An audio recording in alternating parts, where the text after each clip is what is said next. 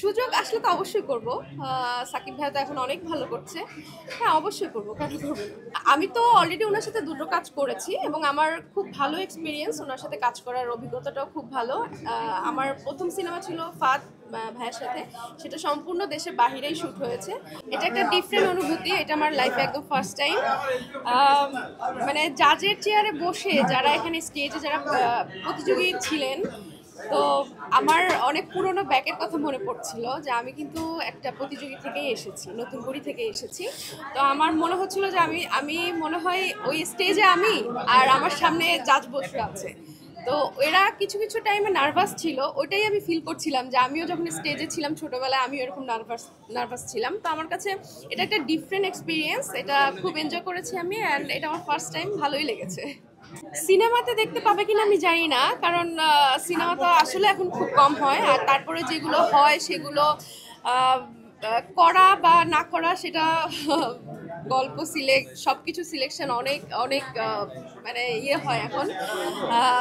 Hero ওরকম এখন ভালো পাই না, যেটা একদম যে অফার পায় না সিনেমার সেটা না, যেগুলো পায় সেগুলো একদম নতুন হিরো যারা নিজেরাই প্রডিউস করে হিরো হতে চাচ্ছে। তো এইগুলো সিনেমা আসলে এখন করতে চাই না। বাট আমি এখন আমার যেই সৈয়দ আমি ইউটিউব চ্যানেল আছে আমার হাজব্যান্ডের, ওটা নিয়ে এখন সবসময় ব্যস্ত থাকি। সুযোগ আসলে তো অবশ্যই করব। সাকিব ভাইয়া তো এখন অনেক ভালো করছে। হ্যাঁ, অবশ্যই করব, কেন করব না? আমি তো অলরেডি ওনার সাথে দুটো কাজ করেছি এবং আমার খুব ভালো এক্সপিরিয়েন্স, ওনার সাথে কাজ করার অভিজ্ঞতাটাও খুব ভালো। আমার প্রথম সিনেমা ছিল ফাদ ভাইয়ের সাথে, সেটা সম্পূর্ণ দেশের বাহিরেই শ্যুট হয়েছে। তো 1 মাসের একটা জার্নি ছিল, খুব ভালো একটা এক্সপিরিয়েন্স ছিল। এবং নেক্সট টাইমে যদি কখনো ভাইয়ার মনে হয় যে না আমি আগে যে হিরোইনদের সাথে কাজ করেছি তাদের মধ্যে থেকে তাদেরকে নিয়েই আবার কাজ শুরু করব, তো সেরকম অফার যদি আমার কাছে আসে ডেফিনেটলি নেওয়া করবো। মানুষ তো ডে বাই ডে নিজেকে অনেক চেঞ্জ করে, অনেক ভাঙে। হ্যাঁ, সাকিব খান আগের থেকে অনেক নিজেকে চেঞ্জ করেছে, অভিনয়ের দিক থেকে, নিজের লুকের দিক থেকে। তো এখন আগের থেকে বেশি সুন্দর লাগে, বেশি ভালো লাগে, তার অ্যাক্টিংয়ের লেভেলটা আরও অনেক হাই হয়েছে। তো খুব ভালো লাগে আমার কাছে। না, ভাইয়া অনেক ভালো মানুষ, ওনাকে মন জয় করে ওনার কাজ করতে হবে এমন কিছু না। উনি অনেক হেল্পফুল, অনেক সাপোর্টিভ। ওনার সাথে কাজ করতে গেলে আসলে অনেক কিছু শেখা যায়, উনি অনেক কিছু সাপোর্টও দেয়। তো ওনার মন জয় করে কাজ করতে হবে এরকম কিছু না। উনি নতুন আর্টিস্টদেরও যেমন খুব কাছে টেনে নেয়, খুব সুন্দর করে বুঝিয়ে দেয় নতুন না পারলে। আমি যখন ওনার সাথে কাজ করেছি আমি কিন্তু ওনার কাছে একদম নতুন ছিলাম। তো খুব ভালো, ওনার সাথে এক্সপিরিয়েন্স আমার অল ওভার খুবই ভালো। এটা এটা আমি আসলে জানি না, এটা হয়তো বা পরিচালকের ডিমান্ড থাকতে পারে বা প্রযোজকের ডিমান্ড থাকতে পারে যে বাংলাদেশের নায়িকা না হয়ে আমি পার্শ্ব দেশ থেকে কোনো হিরোইন নিয়ে আসি। তো এটা ওনাদের ডিমান্ড। আমি এটা না, সাকিব খানের কারণে সুযোগ হারাচ্ছে সেটা আমার কাছে মনে হয় না। বাট সাকিব ভাইয়া চাইলে বাংলাদেশের হিরোইনদের নিয়ে কাজ করতে পারে, এটা যদি উনি চায়। আর বাংলাদেশের হিরোইনরা যারা এখন যারা বসে আছি, মানে আমরা একসময় তো খুব ভালো কাজ করেছি, একদম 7 বছর টানা খুব ঝাঁপিয়ে কাজ করেছি। তো এখন যারা একটু অফ আছি, তো উনি চাইলে সবকিছুই করতে পারে।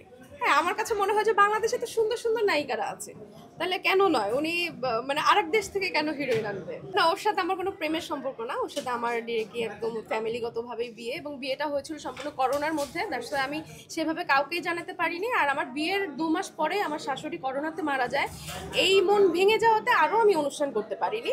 বাট আমার করোনার সময় বিয়েটা একদমই খুব ঘরোয়াভাবে হয়েছে। আর ওর সাথে আমার কোনো প্রেমের সম্পর্ক না, একদম ঘরোয়াভাবে বিয়ে। হ্যাঁ, করোনার ভিতরে ও একটা গানের জন্য আমাকে অফার করে, যেহেতু আমি খুব একটা বেশি মিউজিক ভিডিও করিনি। তো গানটা আমার কাছে খুব ভালো লেগেছিল। ভালো লাগাতে হচ্ছে ওই সময় যেহেতু বসেই ছিলাম, যে কাজ নেই তেমন একটা, আচ্ছা ঠিক আছে গানটা যেহেতু পছন্দ হয়েছে একটা কাজ করি। তো ওই গানের সুবাদেই আসলে সৈয়দ আমিকে চেনা, এবং এখন তো সৈয়দ আমি আমার লাইফের সবকিছুই। ভাই আমাকে সবসময় গান শোনায়, শুধু মন খারাপের জন্য না, সবসময় গান শোনায়। আমি যখন ওর সাথে ঝগড়া করি বেশি, তখন বেশি গান শোনায় আমাকে। হ্যাঁ, আলহামদুলিল্লাহ। না, সে একদমই ঝগড়া করে না, ঝগড়া করি আমি। সে খুব ঠান্ডা প্রকৃতির একজন মানুষ, সবসময় চুপচাপ থাকে, আর আমি একটু বেশি চিল্লাই। এটা সম্পূর্ণই হচ্ছে আমাদের ইউটিউব থেকেই। প্রথমে কাজ করা হয়েছে আমাদের, প্রথমে একটা লট আমরা নিজেরাই কাজ করেছি। তারপর থেকে আলহামদুলিল্লাহ আমাদের মাতাল গানটা সব থেকে বেশি হিট হয়, এবং মাতালের ফিডব্যাক থেকেই কিন্তু এই পরবর্তী গানগুলো আমরা করছি। না, অবশ্যই নিজের মধ্যে কিছু কোয়ালিটি থাকতে হয়, তা না হলে আপনি যতই মানে শেখান না কেন সে কিন্তু পারবে না। তার মধ্যে অবশ্যই ডান্সের একটা কোয়ালিটি ছিল ভিতরে, হয়তো বা সে এরকম কোনো অপরচুনিটি পায়নি ডান্স করার মতো। তো আমি যেহেতু ডান্সের মেয়ে, আমি ওকে সবসময় বলতাম যে দেখো আমি কিন্তু কোনো স্যাড সং এগুলোতে অ্যাক্টিং করবো না, আমার সাথে কাজ করতে গেলে কিন্তু অবশ্যই ডান্সের গান করতে হবে। তো বললো যে আমি তো ডান্স পারি না, তো ঠিক আছে আমি ট্রাই করি। তো ট্রাই করতে গিয়ে দেখি যে না, একটু পারে, ওকে শিখালে ও শিখতে পারবে এবং ভালো কিছু করতে পারবে। ওই আমি ওকে ঘরে একটু শিখাইতাম আর কি। না, অবশ্যই আমাদের কোরিওগ্রাফার থাকে, এবং আমি তো ফিল্মের মানুষ, ডেফিনেটলি আমি ফিল্মকেই প্রেফার করি সবসময় বেশি, ফিল্মের কোরিওগ্রাফারই নেই। তো আমাদের ক্লাসে ওকে 1 ঘন্টা 2 ঘন্টা গ্রুমিং করানোর পরে বাকিটা বাসায় গিয়ে ওকে আমি একদম ক্লিয়ার করে মুদ্রাগুলো তুলে দিই। আমি তো বাপির সাথে অনেকগুলো সিনেমা করেছি, 8টা সিনেমা করেছি। তো ওর সাথে আমার বন্ডিংটা খুব বেশি ভালো ছিল, যেহেতু একটানা কাজ হয়েছে। তো ওর সাথে বেশি মানে স্বাচ্ছন্দ্য বোধ করতাম কাজ করতে গেলে।